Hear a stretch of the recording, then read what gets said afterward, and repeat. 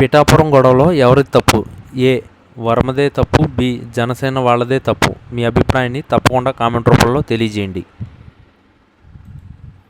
తమిళనాడు రాజకీయ క్షేత్రంలో ప్రస్తుతం చోటు చేసుకున్న పరిణామాలు తెలుగు రాష్ట్ర రాజకీయాల్లో సైతం పెనుదుమారం రేపుతున్నాయి. ముఖ్యంగా ఆంధ్రప్రదేశ్ ముఖ్యమంత్రి నారా చంద్రబాబు నాయుడు తమిళనాడు ముఖ్యమంత్రి ఎంకే స్టాలిన్ ఒక సున్నితమైన అంశంపై ఇరికించారనే చర్చ రాజకీయ వర్గాల్లో జోరుగా సాగుతుంది. సాధారణంగా ఈ ఇద్దరు నేతల మధ్య సత్సంబంధాలు ఉంటాయన్న భావన అందరిలోనూ ఉంది. కానీ మారిన రాజకీయ సమీకరణాలు మరియు జాతీయ స్థాయిలో వ్యూహాల నేపథ్యంలో స్టాలిన్ తీసుకున్న కొన్ని నిర్ణయాలు చంద్రబాబుకు సక్కటంగా మారాయి.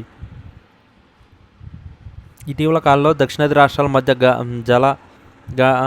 జల జగడాలు మరియు నిధుల పంపిణీ విషయంలో స్టాలిన్ అనుసరిస్తున్న కఠిన వైఖరి చంద్రబాబును ఇరకాటంలో పడేసింది. ముఖ్యంగా నదీ జలాల వినియోగం విషయంలో తమిళనాడు ప్రభుత్వం కేంద్రానికి సమర్పించిన నివేదికలు ఆంధ్రప్రదేశ్ ప్రయోజనాలను విరుద్ధంగా ఉన్నాయని విశ్లేషకులు భావిస్తున్నారు. ఈ విషయంలో చంద్రబాబు గట్టిగా స్పందిస్తే స్టాలిన్తో ఉన్న మిత్రత్వం దెబ్బతింటుంది మరియు స్పందించకపోతే రాష్ట్ర ప్రయోజనాలను తాకట్టు పెట్టారనే విమర్శలు సొంత రాష్ట్రంలో ఎదుర్కోవాల్సి వస్తుంది. మరోవైపు జాతీయ రాజకీయాల్లో చక్రం తిప్పాలని భావిస్తున్న చంద్రబాబుకు స్టాలిన్ నేతృత్వంలోని కూటమి ఒక సవాల్గా మారింది. కేంద్రంలో అధికారంలో ఉన్న కూటమితో చంద్రబాబు సన్నిహితంగా ఉంటున్న తరుణంలో స్టాలిన్ విభజన రాజకీయం పట్ల తీవ్ర వ్యతిరేకత వ్యక్తం చేస్తున్నారు. తమిళనాడులో అమలు చేస్తున్న కొన్ని సంక్షేమ పథకాలు మరియు భాషా ప్రయుక్త విధానాలు సాకుగా చూపిస్తూ పొరుగు రాష్ట్రాలే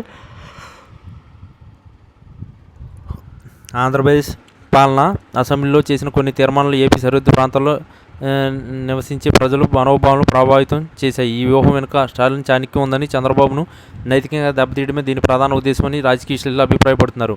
ముఖ్యంగా పారిశ్రామిక రంగంలో పెట్టుబడుల విషయంలో రెండు రాష్ట్రాల మధ్య నెలకొన్న పోటీని స్టాలిన్ తనకు అనుకూలంగా మార్చుకుని ఆంధ్రప్రదేశ్ వైపు రావాల్సిన కొన్ని భారీ ప్రాజెక్టులను తమిళనాడు మళ్లించడంలో స్టాలిన్ ప్రభుత్వం సఫలమైంది. ఈ ప్రక్రియలో చంద్రబాబు ప్రభుత్వం అనుసరిస్తున్న విధానాల్లో లోపాలు ఎత్తి చూపుతూ స్టాలిన్ చేసిన వ్యాఖ్యలు చంద్రబాబును మింగుడు పట్టడం లేదు. ఒకవైపు తమిళనాడు మిత్రుడుగా ఉంటూనే మరోవైపు రాష్ట్ర ప్రయోజనాల విషయంలో రాజీ పడకుండా స్టాలిన్ వివరిస్తున్న తీరు చంద్రబాబును రక్షణలో పడేసింది. దీనివల్ల చంద్రబాబు తన వ్యూహాలను మార్చుకోవాల్సిన పరిస్థితి ఏర్పడింది. తమిళనాడు ప్రభుత్వం చేపట్టిన కొన్ని దర్యాప్తు సంస్థల విచారణలో కూడా ఏపీకి చెందిన ప్రముఖుల పేర్లు బయటకు వచ్చేలా చేయడం ద్వారా చంద్రబాబును నైతికంగా ఇరికించే ప్రయత్నం జరిగిందని ప్రచారం సాగుతుంది. ఈ పరిణామాలను గమనిస్తుంటే స్టాలిన్ చాలా పక్కా ప్రణాళికతో చంద్రబాబు చుట్టూ ఒక రాజకీయ పద్మవ్యూహాన్ని నిర్మించినట్లు కనిపిస్తుంది. చంద్రబాబు వంటి సీనియర్ నాయకుడికి ఇది ఒక ఊహించిన పరిణామం. గతంలో జాతీయ స్థాయిలో కలిసి పనిచేసిన అనుభవం ఉన్నప్పటికీ ప్రస్తుత కాలమానం పరిస్థితులు ఇద్దరు నేతల మధ్య దూరాన్ని పెంచాయి. స్టాలిన్ వేసిన ఈ ఎత్తుగడల నుండి చంద్రబాబు ఎలా బయటపడతారు మరియు తన రాజకీయ చతురతో